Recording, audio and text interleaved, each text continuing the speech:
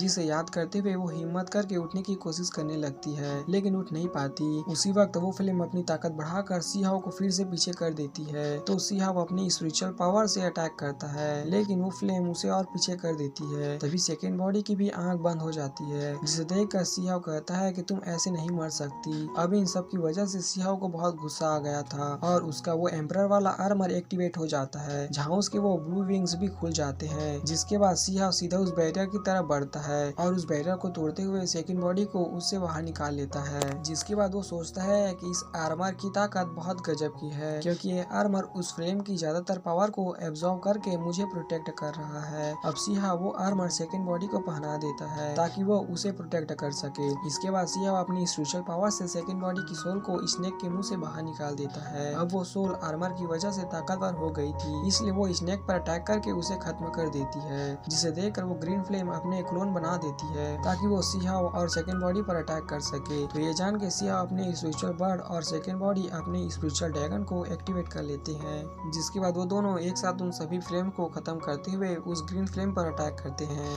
जिसकी वजह से वो ग्रीन फ्लेम शांत हो जाता है। सेकंड बॉडी मौके का फायदा उठाकर अपनी प्रोटेक्टिंग फेरी को वापस लेते हुए उस ग्रीन फ्लेम पर काबू कर लेती है, जिसकी वजह से उसके कपड़े भी वापस आ गए थे। इधर सी हाओ सेकंड बॉडी को देखे ही जा रहा था, क्योंकि वो मून की रोशनी में बहुत सुंदर लग रही थी। तो सेकंड बॉडी सी हाओ से कहती है कि अगर तुम्हारा ताड़ना खत्म हो गया हो तो खुद को ताकतवर बनाने के बारे में सोचो, क्योंकि 3000 कंपटीशन पास आ रहा है और अगर तुम्हें जीतना है तो तुम्हें सोच समझ कर फैसला लेना होगा। अब ये बोलते बोलते थकान के कारण सेकंड बॉडी बेहोश हो जाती है। अब आगे सेकंड बॉडी को होश आता है तो वो सी हाओ के पास जाती है, जहाँ सी हाओ उससे उसका हालचाल पूछता है। तो सेकंड बॉडी उसे कहती है कि मैं स्पिरिचुअल एनर्जी कम होने की वजह से बस थोड़ा अजीब फील कर रही हूँ। इसके बाद सेकंड बॉडी सी हाओ से कहती है कि मुझे फील हो रहा है कि तुम्हारी ताकत की मदद से एक अच्छा फ्यूचर बनाया जा सकता है, इसलिए मैं तुम्हें ट्रेनिंग करने के लिए बोल रही थी। क्योंकि अगर तुम्हें लगता है कि गोल्डन फ्रूट की ताकत अब तुम्हारे पास है, इसलिए अब तुम्हें कुछ नहीं होगा, तो तुम गलत हो, क्योंकि उसकी ताकत भी फाइट के दौरान खत्म हो जाएगी और सिर्फ तुम उसकी मदद से दुनिया में सबसे ताकतवर बनने का तो नहीं सोच सकते। ये सुन के सी हाओ सेकंड बॉडी से कहता है कि मुझे ऐसा क्यों लग रहा है कि उस फ्लेम को काबू करने के बाद तुम बदल गई हो, क्योंकि तुम अब बस ताकत और स्पिरिचुअलिटी की बात कर रही हो। इस पर सेकंड बॉडी कहती है कि जब मैं वो फ्लेम ऑब्जर्व कर रही थी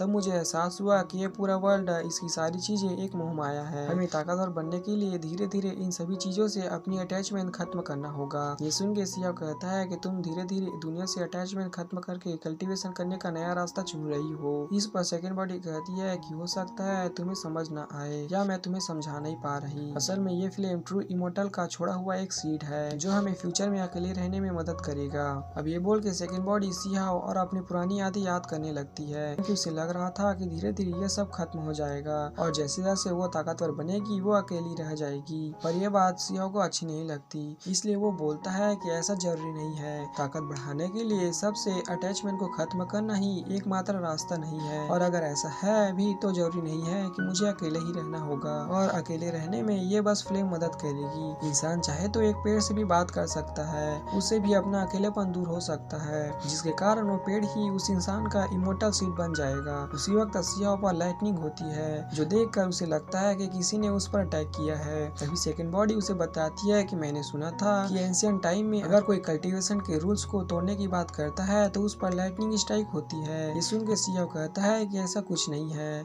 मैं बस अनलकी था, इसलिए मुझ पे लाइटनिंग स्ट्राइक हुई। अब सेकंड बॉडी सी हाओ से कहती है कि मैंने सुना है कि कई लोगों को डिवाइन फ्लेम नहीं मिलती, पर मुझे ऐसा लगता है कि तुम्हें भले ही डिवाइन फ्लेम ना मिले फिर भी तुम खुद को ताकतवर बना लोगे। इस पर सी हाओ बोलता है कि मुझे फ्लेम मिले या ना मिले, पर मुझे पता है कि जो मैं सोच रहा हूँ वही सही कल्टीवेशन है। तभी उन दोनों को बहुत तेज तेज बेल की आवाज सुनाई देती है, जिसपे सेकंड बॉडी सी हाओ से कहती है कि ये एंशिएंट ट्रेडिशनल है, जहाँ सभी सेक्ट एक साथ मिल के बेल बजाते हैं, क्योंकि 3000 जीनियस कंपटीशन जल्द ही शुरू होने वाला है। इस तरफ हम कुछ कल्टीवेटर को देखते हैं जो बेसब्री से इस कंपटीशन का वेट कर रहे थे, क्योंकि वो एंशिएंट इमोर्टल के छोड़े हुए ट्रेजर पाना चाहते थे। इधर बहुत सारी कल्टीवेटर भी बर्फ से बाहर निकलने लगते हैं। अब सी हाओ डू को जाकर ये सब बात बता देता है कि उसने वो ग्रीन फ्लेम किसी और को दे दिया है, जिसे जानकर डू उस पर गुस्सा होते हुए कहता है कि तुम बहुत बड़े बेवकूफ हो, तुम्हें क्या पता नहीं है कि ग्रीन फ्लेम एक इमोर्टल सीड था जिसे कई सारे सेक्ट भी ढूंढ रहे थे। इस पे सियाओ कहता है कि अब तो मैंने किसी और को दे दिया है और मैं अपने लिए कोई और फ्लेम ढूंढ लूंगा। ये सुन के डू कहता है कि 3000 कंपटीशन जल्द ही शुरू होने वाला है जिसमें वो कल्टीवेटर भी पार्ट लेने वाले हैं जो इतनी समय से बर्फ के अंदर थे। ऊपर से सभी सेक्टर के यंग लोग भी उस फ्लेम को ढूंढ रहे थे और अगर उन्हें वो फ्लेम मिल गई तो बहुत ज्यादा ताकतवर हो जाएंगे। इसलिए मैं कह रहा हूँ कि तुमने फ्लेम देकर बहुत बड़ी गलती की है। ये सुन के सियाओ कहता है कि आप चिंता मत करो, उनमें से कोई भी मेरा मुकाबला नहीं कर सकता। इस पे डू बोलता है कि तुम अपने आप पर घमंड कर रहे हो, बिना किसी फ्लेम से तुम टॉप 100 में भी पहुंच नहीं पाओगे, इसलिए लगता है कि मुझे ही तुम्हारे लिए रेड हेवेनली फ्लेम ला कर देनी होगी। अब डू फ्लेम लेने चला जाता है लेकिन सियाओ वहाँ पर आराम से खड़ा था तो डू गुस्से से उसे ट्रेनिंग करने के लिए बोल देता है। आगे हम देखते हैं कि तियानजिन एकेडमी के दो स्टूडेंट सेलेस्टियल क्लैन के एक लड़के को डू के दोजो की तरफ लेकर आ रहा था